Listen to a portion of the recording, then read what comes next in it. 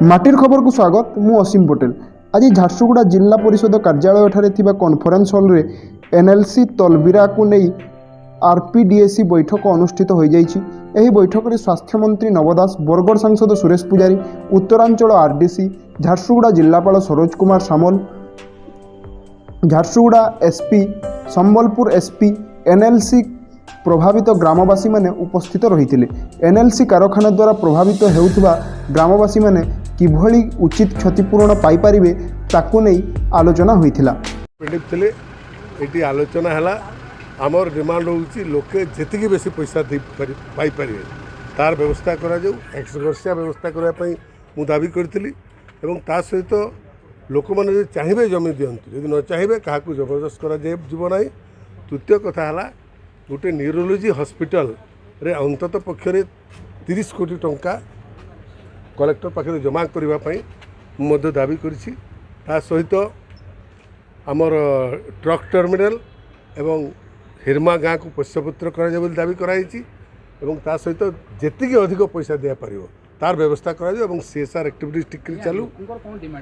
लोकंकर demand थला गोटे कथा जे जेते बेसी पैसा पाइबे एवं जे चाकरी न पाइबो से केमिति बेसी पैसा पाइबो एवं सबुतर बड़ कथा हला 3000 टंका मासकू से अलाउंस देवे। ये फास्ट टाइम पर्यटन यहाँ अब 30 इयर्स मैंने बहुत लोक देवे जो मैंने एफेक्टेड।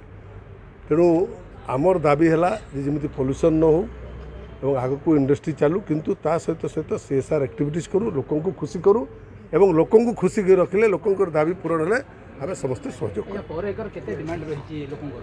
आज्ञा सबू मिसिक तो मु चेष्टा करुँची मैंने मिनिमम 50 लाख पातु ताठू भी ऊर्ध्व पातु।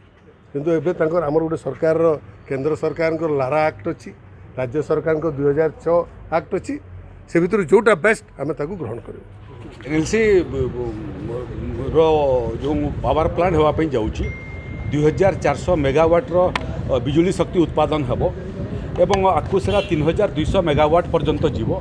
तेणु विस्थापन सांगरे सांगरे जो प्लांट हे से प्रदूषण किमिति हेबो नाही, किमिति बाकी कंपनी सब जो माने शक्ति उत्पादन करछन्ती से माने जिमिति भाबरे जल पानी पवन को प्रदूषित करछन्ती एनएलसी रो ये प्लांट रे जिमिति हेबो नाही, लोके किमिति कंपेनसेशन पाइबे, रिहाबिलिटेशन हेबे एवं सीएसआर एक्टिविटीज रे ये अंचल रो विकास पाई गोटे टेक्निकल कॉलेज करिया पाई एवं गोटे मेडिकल हॉस्पिटल करिया पाई मते अत्याधुनिक हॉस्पिटल से बाबद कथबार्ता होइछि एवं एनएलसी इन प्रिंसिपल राजी होइछि एवं 29 तारिख दिन मोर मध्य सीआईएल से कोल इंडिया लिमिटेड सांगरे मध्य मोर मीटिंग अछि कोलकाता रे।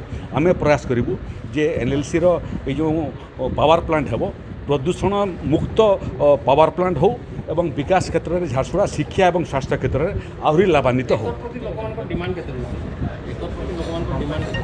नहीं जोटा जो ये प्रकृत जो पैकेज दिखाई से जमीर जोटा बेंचमार्क भैल्युएसन अच्छी ताठू अधिक करने कथबार्ता से विषय तार बोर्ड रे पकईबे। जो मैंने विस्थापित हेबे से मैंने 30 वर्ष पर्यंत पेंशन व्यवस्था होती, प्रति मासक मास पैसा पाइबे। से जो घर तैयारी होची सेटा मध्य अत्याधुनिक घर आजिकल जोटा अत्याधुनिक बोली कहुचे से भाया घर तैयारी हेबो एवं जो मैंने जो जगार चाहिए से जगार घर नहीं पारे। व्यापक चिंता होती आधुनिक कंपेनसेशन पैकेज बाबद आम चिंता करूँ ताकू पछरे लगे आम प्रयास करूँ बासच्युत हबार जो कष्ट और जंत्रणा से जंत्रणा जमी कम हेबो एवं लोक विस्थापित लोक अधिक उपकृत हेबे ता बाबद संपूर्ण प्रयास करा जिवो।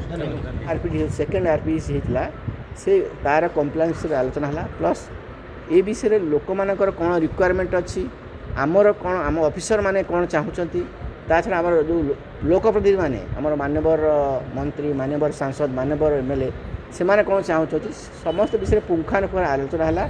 से विषय विधिवत निष्पत्ति निहला कौ कौ आइटम गुड़ा बर्तमान हो पार से विषय एनएलसी बर्तमान एग्जीक्यूट कर सहित पर समय जोड़ा आगक से दिहला समय दिखाई से डिसीजन नहीं परवर्ती पदक्षेप जमी लोक मानकर सुविधा हम एवं कंपनी तांकर प्रोजेक्ट कर से विषय गोटे समन्वय रक्षा करी ठीक भाव केमती प्रोजेक्ट हो पार समय अनुसार हो पार से विषय विधिगत पदक्षेप निश्चित भाव से तो आज आम आरपीडीएसी आम बैठक में बसलु आ समस्त विषय निष्पत्ति निहाई ठीक समय आ ठिकणा भाव लोक थैथान भाई।